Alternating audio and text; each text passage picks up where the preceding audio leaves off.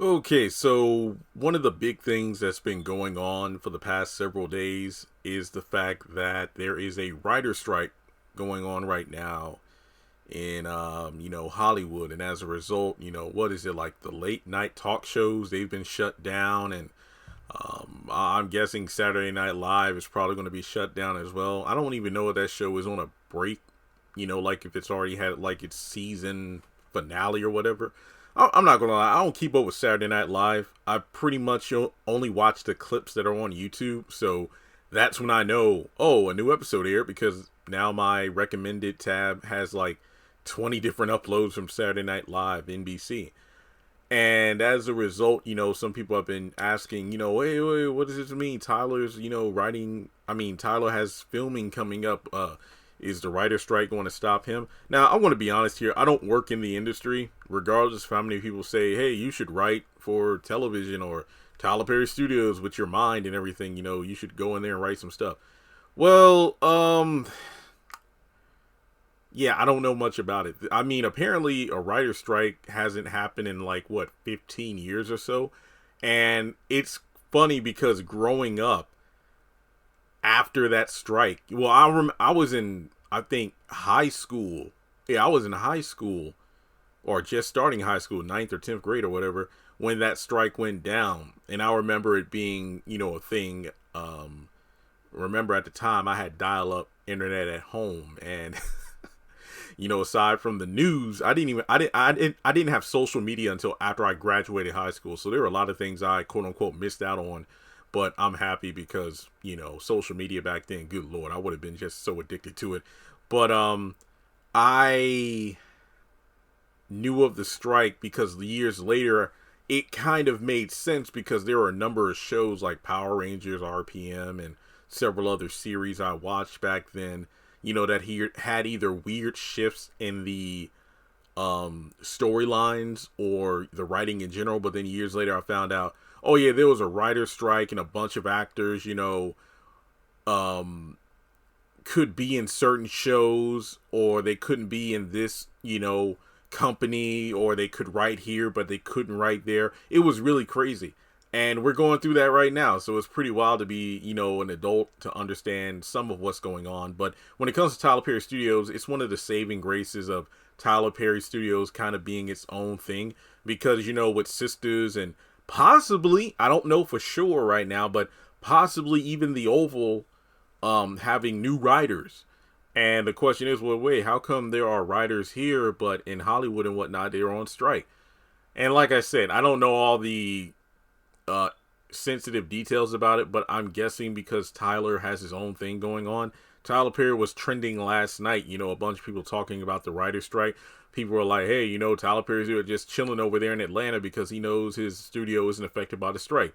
But then you have people who are bringing up the past, like, from the TBS era and whatnot, where he fired all of his writers and, kind of disbanded a union or this, that, and the third. Like I said, I'm not getting into the full details. I mean, you can look it up online if you want to, but it's just one of those things where, regardless as to whether or not you like how he does things, at least his business isn't flopping as a result of this strike. It's kind of like, when the pandemic went down and this man's invested a lot of money to make sure everybody was accommodated, to make sure we can open the studio safely. We can make sure everybody's tested, social distancing. And at the end of the day, Tyler Perry Studios was allowed to thrive while everybody else took a long time to get back to a place where they could film and whatnot.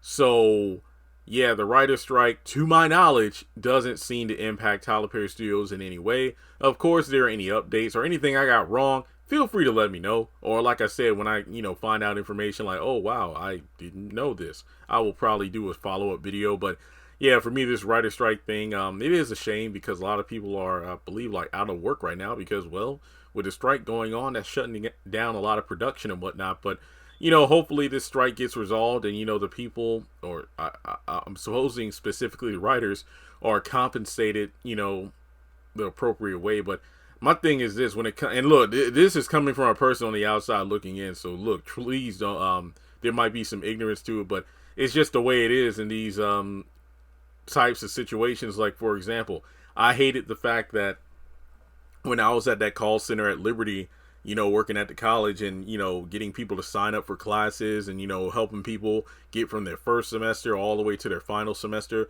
What do they call it? Matriculation to graduation, getting students to come to the school and guiding them as they go through their degree.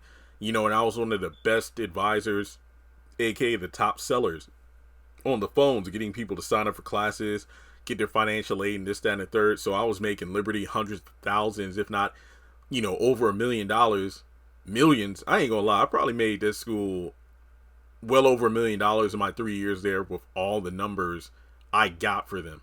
Yet I was being paid peanuts, like, what was my annual salary? Like 36 something, and it was something like that. It was like 36,000. I don't think I ever capped at like 40 or something, or maybe I wasn't there long enough. But basically, I'm making way more than that in like a couple of months here doing what I do, on YouTube and eBay. And it's just not fair because, I work my ass off and then I'm being paid barely 1% of what I made to school. So when it comes to, I saw some of the numbers, what these CEOs make compared to what the writers make. And it's like, yeah, I mean, without the creators, there wouldn't be any content for these CEOs to, make bank off of. But the same argument could be said about, the music industry, those who don't own their masters, even if they wrote the songs, or, the music executives who are signing off the checks, and then the artists who are out there promoting the music and making it, popular, they aren't being compensated fairly. It's just one of those things where there's always going to be a big guy, little guy scenario. And I'm not saying it's right. It's just like that's the way it is. But like I said, I just hope soon there is a compromise because of the fact there's just so many shows and projects that thrive off of, these industries that are shut down right now. So we'll just have to wait and see. I'm guessing that, like, for example, while these late night shows are off the air, we're going to see reruns. And, I wonder how many projects are going to be delayed. I know that before the strike was officially announced, maybe like the night before it was announced, I saw a report like, it's likely that there are maybe 6 or 7 MCU projects that will be delayed because of the writer's strike. And I know a friend of mine said, well, maybe that's a good thing for the MCU. That'll give them time to settle what they'll do with the Jonathan Majors situation, buy them time for that. And, the list goes on.